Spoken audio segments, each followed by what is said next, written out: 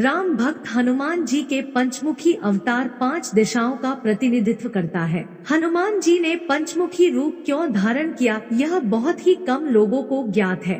आज हम इस कथा में बताते हैं। जब राम और रावण के मध्य युद्ध समाप्त होने वाला था, उधर रावण को ज्ञात हो गया था कि उसकी पराजय निश्चित है। तब उसने अपने भाई अहिरावण को स्मरण किया। अहिरावण एक ज्ञानी पंडित, तंत्र मंत्र का ज्ञाता और माँ भवानी का भक्त था। विभीषण को ज्ञात हुआ कि रावण अहिरावण को बुला रहा है, तो वो चिंतित हो उठे। उन्होंने भगवान राम और लक्ष्मण की सुरक्षा का भार हनुमान जी को सौंपा। लंका में सुहेल पर्वत पर स्थित राम लक्ष्मण की कुटिया थी। हनुमान जी ने कुटिया के चारों ओर एक सुरक्षा घेरा बना दिया। अहिरावण और उसका भाई महिरावण दोनों ही राम लक्ष्मण का अपहरण करने आए, परंतु हनुमान जी द्वारा बनाए गए सुरक्षा घेरे को पार करना उनके लिए संभव नहीं था। तब महिरावण ने विभीषण का रूप धारण कर कुटिया में प्रवेश कर लिया। वहाँ राम व लक्ष्मण पत्थर की सपाट शिलाओं पर गहरी नींद सो रहे थे। दोनों राक्षसों ने बिना आहट के शिला समेत दोनों भाइयों को उठा लिया और उन्हें पाताल लोक ले गए। जब यह बात हनुमान जी को पता चली तो वह राम और लक्ष्मण की खोज में हनुमान जी पाताल लोक पहुँचे। हनुमान जी को पाताल लोक के प्रवेश द्वार पर एक अद्भुत पहरेदार मिला। इसका आधा शरीर वानर का और आधा मछली का था। उसने हनुमान जी को पाताल में प्रवेश से रोक दिया। उसने कहा कि अंदर प्रवेश करने के लिए हनुमान जी को पहले उससे युद्ध करना पड़ेगा। युद्ध के दौरान हनुमान जी को ज्ञात हुआ कि वो उनकी कल्पना से कहीं अधिक शक्तिशाली था। यद्यपि विजय हनुमान जी की ही हुई, परंतु उसकी शक्ति से हनुमान जी बहुत प्रभावित हुए। हनुमान जी ने उस वीर से पूछा कि हे वीर, तुम अपना परिचय दो। तुम्हारा स्वरूप भी कुछ ऐसा है कि उससे कौतूहल हो रहा है। उस वीर ने उत्तर दिया, मैं हनुमान का पुत्र हूँ और एक मछली से पैदा हुआ हूँ। मेरा नाम है मकरध्वज। हनुमान जी ने जब यह सुना तो मकरध्वज को बताया कि वह ही हनुमान है। मकरध्वज ने हनुमान जी के चरण स्पर्श किए और हनुमान जी ने भी अपने बेटे को गले लगा लिया और वहाँ आने का पूरा कारण बताया। उन्होंने अपने पुत्र से कहा कि अपने पिता के स्वामी की रक्षा में सहायता करो। मकरध्वज ने हनुमान जी को बताया कि कुछ ही देर में राक्षस बलि के लिए आने वाले हैं। बेहतर होगा कि आप रूप बदलकर कामाक्षी के मंदिर में जाकर बैठ जाएं। हनुमान जी ने पहले तो मधुमक्खी का वेश धरा और माँ कामाक्षी के मंदिर में घुस गए। हनुमान जी ने माँ कामाक्षी को नमस्कार कर सफलता की कामना की और फिर पूछा, हे माँ, क्या आप वास्तव में श्री राम जी और लक्ष्मण जी की बलि चाहती है? हनुमान जी के इस प्रश्न पर माँ कामाक्षी ने उत्तर दिया कि नहीं, मैं तो दुष्ट अहिरावण व महिरावण की बलि चाहती हूँ। यह दोनों मेरे भक्त तो हैं, पर अधर्मी और अत्याचारी भी है। आप प्रयत्न करो, सफल रहोगे। और मंदिर में 5 दीप जल रहे थे, जो अलग अलग दिशाओं और स्थान पर। माँ ने कहा, यह दीप अहिरावण ने मेरी प्रसन्नता के लिए जलाए हैं। जिस दिन ये एक साथ बुझा दिए जा सकेंगे, उसका अंत सुनिश्चित हो सकेगा। इस बीच नगाड़ेबाजे का शोर सुनाई पड़ने लगा। अहिरावण महिरावण बलि चढ़ाने के लिए आ रहे थे और मंदिर में आकर बंधक बने बलि के रूप में राम लक्ष्मण को वहीं पर डाल दिया। दोनों बंधन में बेहोश थे। हनुमान जी ने तुरंत उन्हें बंधन मुक्त किया। अब पाताल लोक से निकलने की बारी थी, पर उससे पहले माँ कामाक्षी के सामने अहिरावण महिरावण की बलि देकर उनकी इच्छा पूरी करना और दोनों राक्षसों को उनके किए कर्मों की सजा देना शेष था। अब हनुमान जी ने मकरध्वज को कहा कि वह अचेत अवस्था में लेटे हुए भगवान राम और लक्ष्मण का खास ख्याल रखे और उसके साथ मिलकर दोनों राक्षसों के खिलाफ युद्ध छेड़ दिया। पर यह युद्ध आसान न था। अहिरावण और महिरावण बड़ी मुश्किल से मरते तो फिर 5-5 के रूप में जिंदा हो जाते। इस विकट स्थिति में मकरध्वज ने बताया कि अहिरावण की एक पत्नी नागकन्या है। अहिरावण उसे जबरदस्ती हर लाया था। वह उसे पसंद नहीं करती, पर मन मार के उसके साथ है। वह अहिरावण के राज जानती होगी। उससे उसकी मौत का उपाय पूछा जाए। आप उसके पास जाएं और सहायता मांगे। मकरध्वज ने राक्षसों को युद्ध में उलझाए रखा और उधर हनुमान अहिरावण की पत्नी के पास पहुँचे।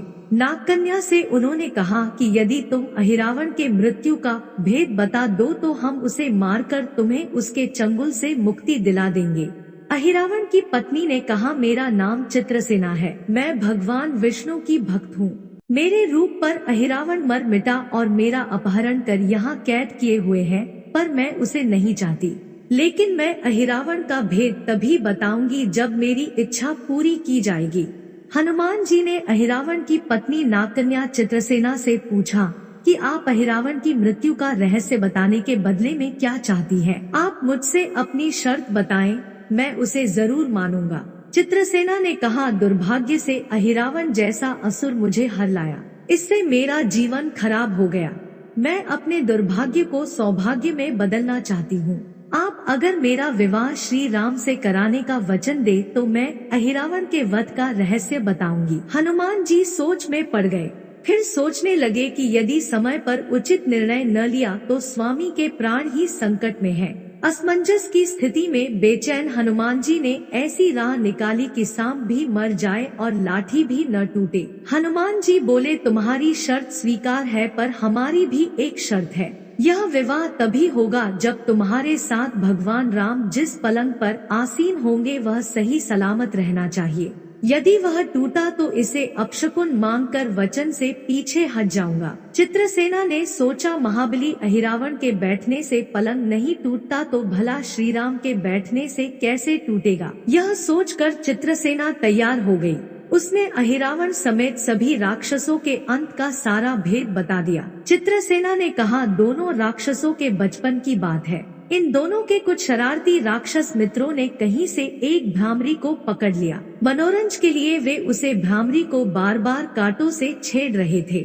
भ्रामरी साधारण भ्रामरी न थी, वह भी बहुत मायावी थी, किंतु किसी कारणवश वह पकड़ में आ गई थी। भ्रामरी की पीड़ा सुनकर अहिरावण और महिरावण को दया आ गई और अपने मित्रों से लड़कर उसे छुड़ा दिया। मायावी भ्रामरी का पति भी अपनी पत्नी की पीड़ा सुनकर आया था। अपनी पत्नी की मुक्ति से प्रसन्न होकर उस भौरे ने वचन दिया था कि तुम्हारे उपकार का बदला हम सभी भ्रमर जाति मिलकर चुकाएंगे। ये भौरे अधिकतर उसके शयन कक्ष के पास रहते हैं। ये सब बड़ी भारी संख्या में है। जब दोनों राक्षसों को मारने का प्रयास करते हो तब यह भ्रमर उनके मुख में एक बूंद अमृत डाल देते हैं। उस अमृत के कारण ये दोनों राक्षस मरकर भी जिंदा हो जाते हैं। कई रूप उसी अमृत के कारण है। इन्हें जितनी बार फिर से जीवन दिया गया है उनके उतने नए रूप बन गए हैं। इसलिए आपको पहले इन भंवरों को मारना होगा। हनुमान जी रहस्य जानकर लौटे। मकरध्वज ने अहिरावण को युद्ध में उलझा रखा था तो हनुमान जी ने भंवरों का खात्मा शुरू किया। वे आखिर हनुमान जी के सामने कहां तक टिकते। जब सारे भ्रमर खत्म हो गए और केवल एक बचा तो वह हनुमान जी के चरणों में लौट गया। उसने हनुमान जी से प्राण रक्षा की याचना की। हनुमान जी दयालु जो ठहरे, उन्होंने उसे क्षमा करते हुए एक काम सौंपा।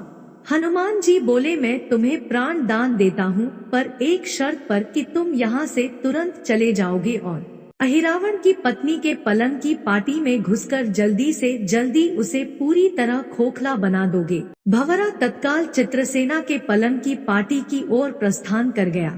इधर अहिरावण और महिरावण को अपने चमत्कार के लुप्त होने से बहुत अचरज हुआ, पर उन्होंने मायावी युद्ध जारी रखा। भ्रमरों को हनुमान जी ने समाप्त कर दिया। फिर भी हनुमान जी और मकरध्वज के हाथों अहिरावण और महिरावण का अंत नहीं हो पा रहा था। यह देखकर हनुमान जी कुछ चिंतित हुए।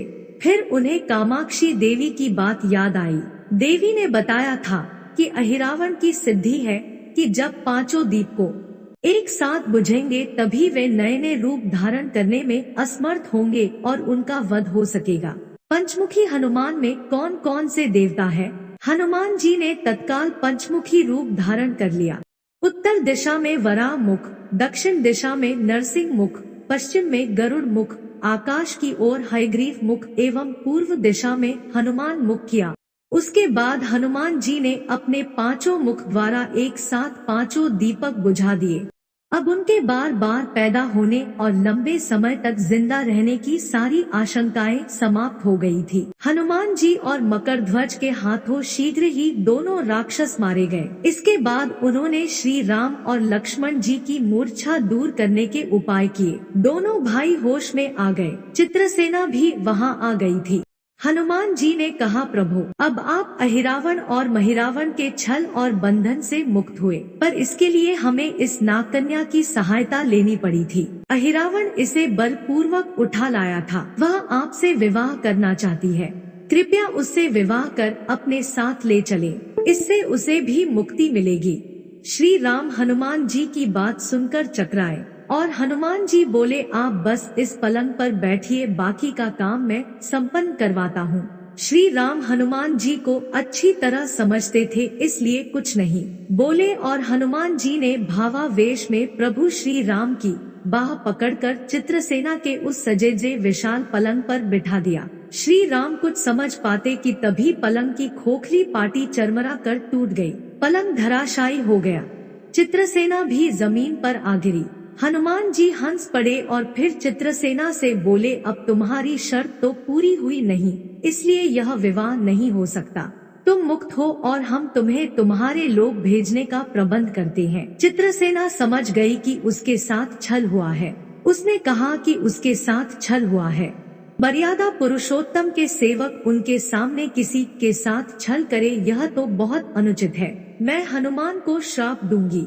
चित्रसेना हनुमान जी को श्राप देने ही जा रही थी कि श्री राम का सम्मोहन भंग हुआ। वह इस पूरे नाटक को समझ गए। उन्होंने चित्रसेना को समझाया, मैंने एक पत्नी धर्म से बंधे होने का संकल्प लिया है, इसलिए हनुमान जी को यह करना पड़ा। उन्हें क्षमा कर दो। क्रुद्ध चित्रसेना तो उनसे विवाह की जिद पकड़े बैठी थी। श्री राम ने कहा, मैं जब द्वापर में श्री कृष्ण अवतार लूंगा तब तुम्हें सत्यभामा के रूप में अपनी पटरानी बनाऊंगा। इससे वह मान गई। हनुमान जी ने चित्रसेना को उसके पिता के पास पहुंचा दिया। चित्रसेना को प्रभु ने अगले जन्म में पत्नी बनाने का वरदान दिया था। भगवान विष्णु की पत्नी बनने की चाह में उसने स्वयं को अग्नि में भस्म कर लिया। श्री राम और लक्ष्मण, मकरध्वज और हनुमान जी सहित वापस लंका में सुवेल पर्वत पर लौट आए।